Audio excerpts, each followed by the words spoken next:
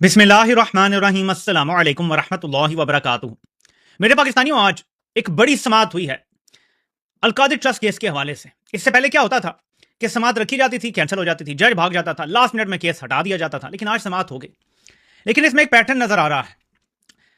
बकोल अलीमा खान जज बड़े दबाव में नजर आ रहे थे, और जाहिर है कि दबाव कहां से आता है सबको पता है। तो प्रेशर क्या है कि इमरान खान की मेन अपील सुन के और उनके खिलाफ फैसला दे दो ताकि ये डन डील हो जाए। लेकिन पाकिस्तान में जब पीछे से फैसला आ जाता है तो आगे से तो बदलने की किसी में हिम्मत नहीं होती। तो ये क्या चल रहा है? मैं आपको एक दो क्लिप सुनाना चाहता हूं सलमान सफदर के, जो इमरान खान और बुशरा बीबी को रिप्रेजेंट कर रहे हैं। उससे आपको बहुत कुछ पता चल जाएगा कि क्या हो रहा है, मामलात एक्चुअली किस तरफ जा रहे हैं, सूरत हाल वाजे हो जाएगी थोड़ी सी। ये जरा पहले सुने एक क्लिप, फिर आपको दूसरा क्लिप सुनाता हूं। में क्या उन्होंने कोई पनिशमेंट अवार्ड की है?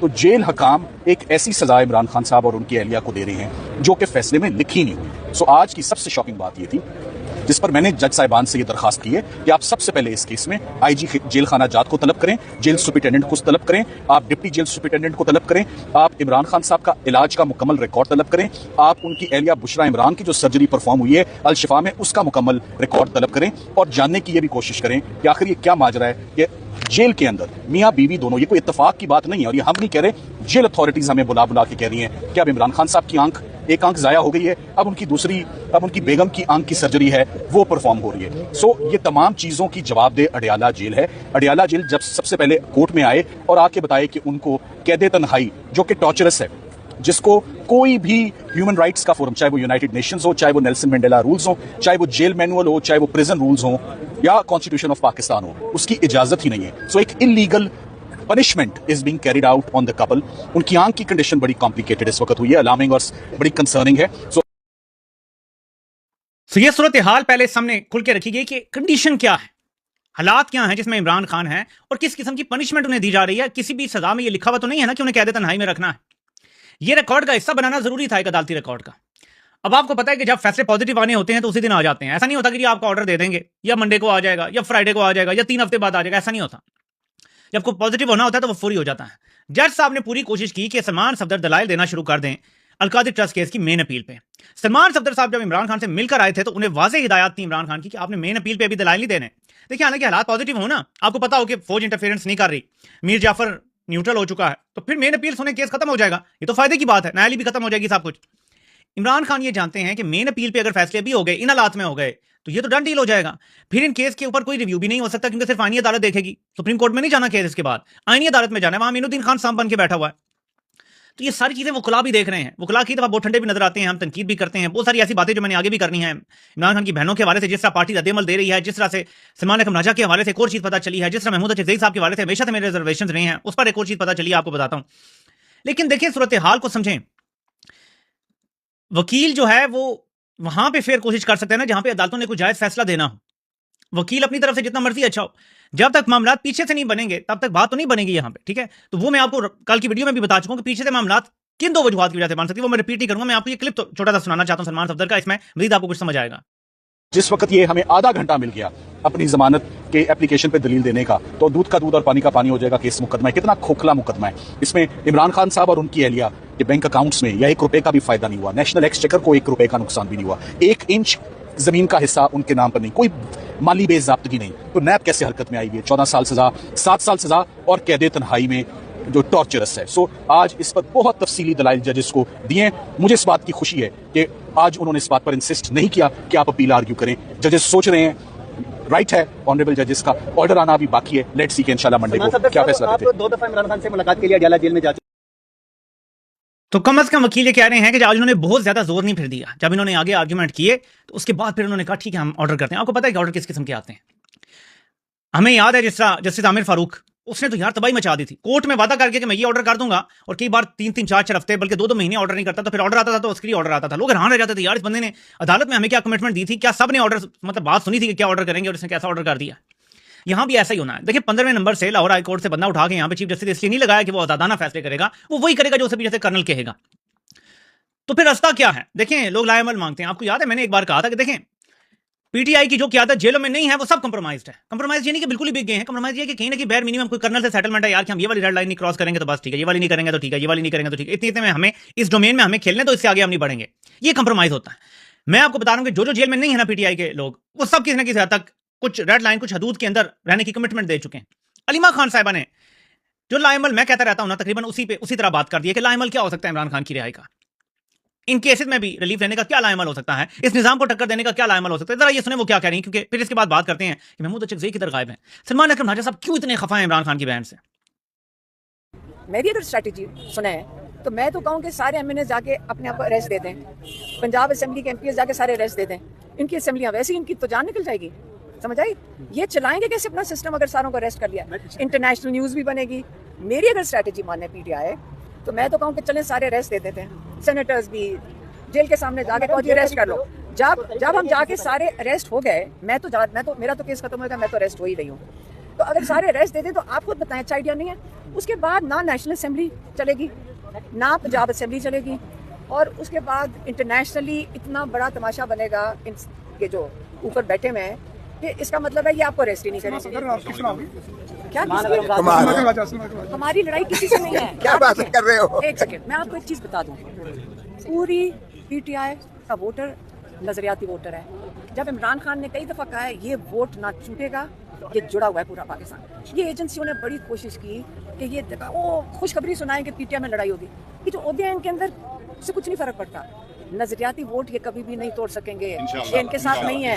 ये हुकूमत किसी चीज पे नहीं बैठी हुई, एक नजरियाती सोच है पाकिस्तान की, जो पाकिस्तान बुनियादी लाअमल है। क्योंकि एक चीज तो तय है कि जो इमरान खान का वोटर बन गया है ना नजरियाती, तो वो इमरान खान को नहीं छोड़ेगा। भाई जो मर्जी है खिचड़ी पकाते रहे, गंद करते रहे, कंपनी जो मर्जी कर ले, उल्टे लटक जाए।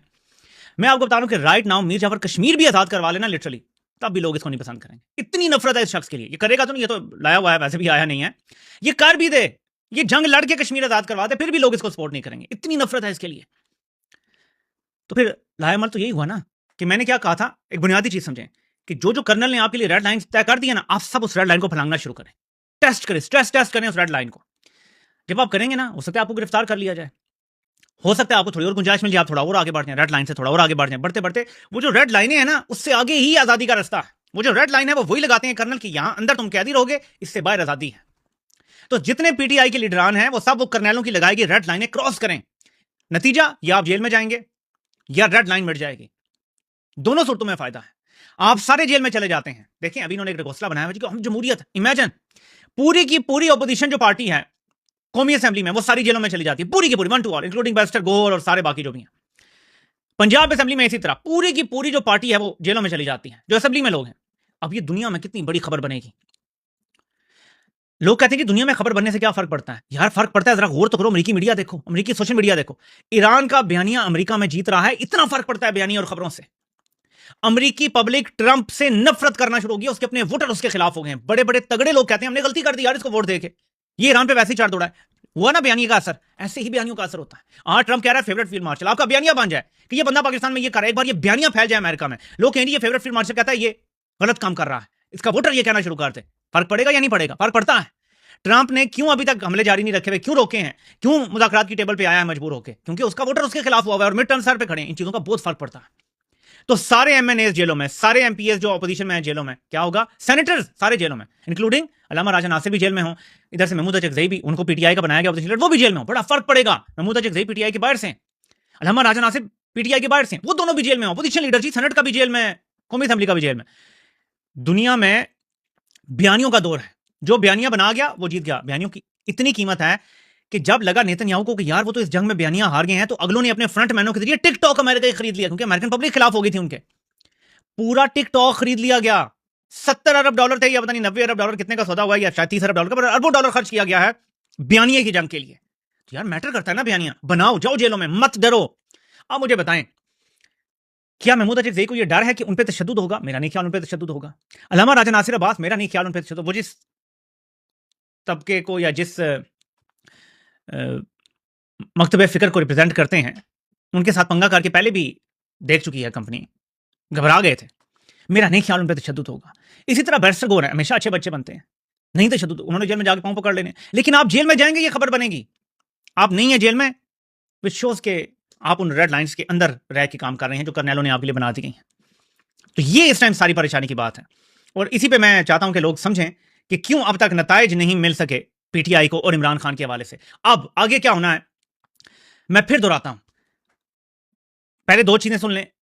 एक तो असदुल्ला खान दावा करते हैं कि महमूद अचकज़ई जो हैं वो इमरान खान की बहनों से मुलाकात के लिए तैयार नहीं है। लोगों ने कोशिश भी की कि आप एक मुलाकात कर लें, वो कहते हैं जी मैंने नहीं करनी मुलाकात। महमूद अचकज़ई जिन्हें इमरान खान ने अपोजिशन लीडर बनाया है, वो इमरान खान की बहनों से मुलाकात के लिए तैयार नहीं है, इतने नाराज हो गए हैं। एक और खबर जिसने मुझे हिला के रख दिया, मैं सलमान अकरम राजा साहब के हवाले से 1-2 दिन से बात तो मैंने की है, वहां भी दावा करते हैं असदुल्ला खान कि सलमान अकरम राजा और अलीमा खान वगैरह बहनें जो हैं वो अडियाला के बाहर दोनों पहुंचे हुए थे। एक सड़क के इस तरफ था, एक सड़क के इस तरफ था, एक दूसरे को सलाम भी नहीं किया। सलमान अकरम राजा के पास मुबैना तौर पे कुछ लोग गए, ये असदुल्ला खान का दावा है। उन्होंने कहा जी कि आप मिलने बहनों से, उन्होंने इनकार कर दिया। अब आप मुझे बताएं, इमरान खान की बहनें उनका खून है, अगर उनसे कुछ ऐसी बात हो भी जाती है दुख के दौरान, वो कुछ ऐसा आपको तकलीफ दे देती हैं, दुख दे देती है, क्या नाराज होकर बैठ जाना बनता है? क्या मैच्योर लोगों का ये तर्ज अमल है? मेरी राय में हर वो शख्स, मेरी जाती राय गलत हो सकती है, हर वो शख्स जो इस टाइम नाराजगियां बना रहा है, साइडों पे हो रहा है, बैठ रहा है, वो टाउट है। और मैं किसी बंदे का नाम नहीं ले रहा, हर वो बंदा जो इस टाइम इंटरनल फाइटिंग कर रहा है पार्टी के अंदर, हर वो बंदा जो मजामत के रास्ते की रुकावट बना हुआ है, हर वो बंदा टाउट है। वो करनैलों के जेर असर है, उनके पतले धागों को पकड़ के चल रहा है, और ये इंतहाई तकलीफ दे चीज है। ये वो हिस्टोरिक मोमेंट है। कौमों की जिंदगी में ना ऐसे लम्हात बहुत कम आते हैं जब आप पूरा धारा तारीख का मोड़ सकते हैं, आप अपना मुस्तकबिल तब्दील कर सकते हैं। ये वो है। और ऐसे वक्त में ये आपस की लड़ाइयां, छोटी छोटी लड़ाइयां करने, रूस के वो एक उधर बैठा हुआ है, एक रूस के उधर बैठा हुआ है, और बस यार ऐसे grown up behave like grown ups for goodness sake. ये तो बच्चे भी ऐसे ना, आप ना गली में ना अपनी गली में किसी 10-12 साल के बच्चे को रोकें और पूछें कि इस वक्त पीटीआई को किस चीज की जरूरत है, वो कहेगा इत्तेहाद की जरूरत है, सब मिलकर एक लाएमल बनाएं और उस पर डट जाएं। देखें, ये आपको मानना पड़ेगा कि बड़े एहतजाज के सारे रास्ते फौज ने बंद कर दिए हैं, क्योंकि उन्होंने साफ कह दिया जब भी निकलोगे हम गोली मार देंगे। तो देखें, एहतजाज कहीं जमा होता है ना, थोड़े से लाहौर से निकलेंगे, थोड़े कहीं और से निकलेंगे, थोड़े कहीं और से, बड़ा एहतजाज बनेगा। उन्होंने कहा जी तुम 10,000 निकलोगे हम तुम्हें गोलियां मार देंगे। तो जो एक्चुअल एहतजाज है ना, मजामती एहतजाज, उसका रास्ता फौज ने बंद कर दिया पाकिस्तान। अब इनकलाब ही का रास्ता है, ठीक है, वो एक इलादा डिबेट है कि मैं क्या समझता हूं कि वो कैसे आएगा। तो फिर दूसरा रास्ता क्या है? जब वो रास्ता बंद हो गया, तो दूसरा रास्ता है कि एहतजाजी तौर पर आप सब लोग जेलों में चले जाएं, वो रेड लाइनें क्रॉस करके। अगर आप आम आवाम को बचाना चाहते हैं, कम से कम आपको गोलियां नहीं मारी जाएंगी। अच्छा, डर है ना कि तशद्दुद होगा, अगर हमने रेड लाइन क्रॉस की तो हमें जेलों में तशद्दुद होगा। यार तशद्दुद तो बाकी भी सह गए हैं, शहबाज गिल नहीं सह गया तशद्दुद, जैसा भी था यार, मार इमरान रियाज खान ने भी तशद्दुद सह लिया। चलो जैसी भी हालत हुई, देखें बड़े कॉज के लिए बड़ी कुर्बानियां देनी पड़ती हैं। अगर आप ये कुर्बानी देने के लिए तैयार नहीं है तो आप इस कॉज के साथ खड़े होने के लिए भी काबिल नहीं है, और आप डिजर्व नहीं करते इस कॉज के साथ खड़े होने का। ये बड़े एजाज की बात है कि इस कॉज के साथ आप खड़े हैं। आपका खड़े होना किसी पे एहसान नहीं है, बल्कि इस कॉज के लिए आप लोगों को चुना गया है, ये आप पर एहसान है। ये इतना बड़ा कॉज है, यकीन माने कि ये मंडेला की स्ट्रगल से बड़ी स्ट्रगल है। वहां तो एक ऐसी चीज थी जिसकी इंटरनेशनल हमायत शुरू हो गई थी कि जी क्यों आप यहां पे नस्ल परस्ती कर रहे हैं, क्यों आप स्याह फाम लोगों के साथ इस तरह का रवैया कर रहे हैं। पूरी दुनिया में माहौल बन गया था जब मंडेला रिहा हुआ, पूरी दुनिया में एक माहौल था रेसिज्म के खिलाफ बनना शुरू हो गया था। यार इमरान खान के खिलाफ तो पूरी दुनिया है, सारी दुनिया की सारी स्टैब्लिशमेंट इमरान खान के खिलाफ है। ये बड़ी जंग है उससे। यहां पे खूनी दरिंदा है जो 78 सालों से हमारा खून चूस रहा है, और आर्मी ताकतें जिनकी हम गुलामी कर रहे हैं वो भी कहती हैं ये शख्स हमें कबूल नहीं है। ये कितनी बड़ी लड़ाई है, सोचो। कि मैं आपको बताऊं अब क्या हो रहा है गैर महसूस तरीके से। मैं नाम नहीं लूंगा, 3 से 4 पीटीआई के लोगों के मैं हालिया बयान सुन चुका हूं। उनके कहने के मुताबिक इमरान खान ने पार्टी बना दी है, इमरान खान जरूरी नहीं है इस पार्टी के लिए, इस पार्टी को हमने बस आगे लेके चलना है और देखेंगे आगे क्या होता है। मींस वही कि माइनस इमरान उनकी जिंदगी में ही, और अगर उनकी जिंदगी खत्म हो जाती है तो बस ठीक है हम पार्टी चला लेंगे। इनको ये पता नहीं है कि इस निजाम को तब्दील करने के लिए एक ऐसे बंदे की जरूरत है जो दुनियावी ख्वाहिशों से बिल्कुल बेजार हो चुका। ये जो सरेआम नंगा फिर है ना, इसने एक बात की, और यहां से मैं एक नुकता एस्टैब्लिश करना चाहता हूं। कहता है यार देखो ना, ये जो है ना एस्टैब्लिशमेंट, इनके पास बंदूकें हैं, तोपें हैं, टैंक हैं, मिसाइल हैं, हम उनसे तो नहीं लड़ सकते। हम ये काम कर सकते हैं कि नवाज शरीफ, जरदारी और इमरान खान को निकाल दें जो हमेशा एस्टैब्लिशमेंट की मदद से इक़्तिदार में आ जाते हैं, तो फिर अवाम का राज लग जाएगा। मैं बताता हूं,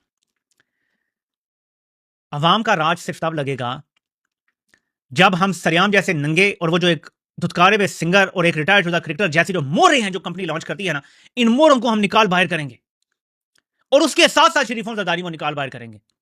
लेकिन इसके बावजूद कोई ना कोई मोहसिन नकवी खड़ा होगा कंधा देने के लिए, इसके बावजूद कोई ना कोई औरंगजेब खड़ा होगा कंधा देने के लिए, कोई ना कोई अनवारुल हक काकड़ खड़ा होगा कंधा देने के लिए।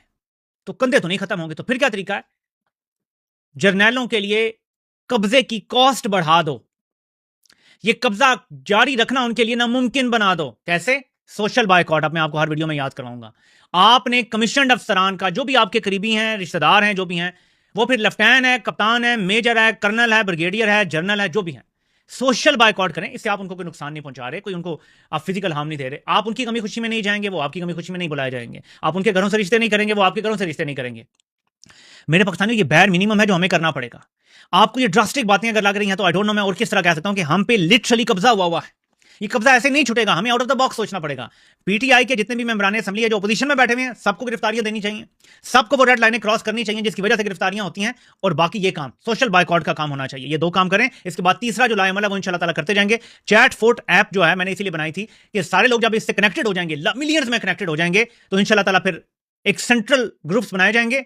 पहले इनफ यूजर्स तो हों, उसके सेंट्रल ग्रुप्स बनाए जाएंगे और लोगों को एक लाएमल पे इकट्ठा किया जाएगा इंशाल्लाह ताला, ताकि वो महफूज रह के उस लाएमल पे काम कर सकें, जिसमें आपका नाम भी नहीं होगा, आपका डेट ऑफ बर्थ नहीं होगा, आपका फोन नंबर नहीं होगा, आप क्या चीज महफूज होगी। और खतरे की सूरत में एक बटन दबाने से सारा डेटा वाइप हो जाएगा और कोई उसको रिकवर नहीं कर सकेगा। ये एक महफूज तरीका बनाया था। मैं आप सबसे कहूंगा कि इसको खुद भी करें और अपने लोगों को भी करें। और आज मैं इंशाल्लाह ताला उसका ट्यूटोरियल बना रहा हूं कि कैसे आसानी से आप डाउनलोड करने के बाद आप सबसे राब्ते में कैसे आ सकते हैं। ये बहुत ईजी है और इसमें अपना अपना हिस्सा डालें। हमने ये जंग लड़नी है, हारने का सवाल ही पैदा नहीं होता, because we only lose when we give up. और हम इंशाल्लाह ताला कभी गिव अप नहीं करेंगे। आपसे इंशाल्लाह फिर मुलाकात होती है। अल्लाह पाक सब खामियां नासिर हो और सबके सुनने का बहुत बहुत शुक्रिया।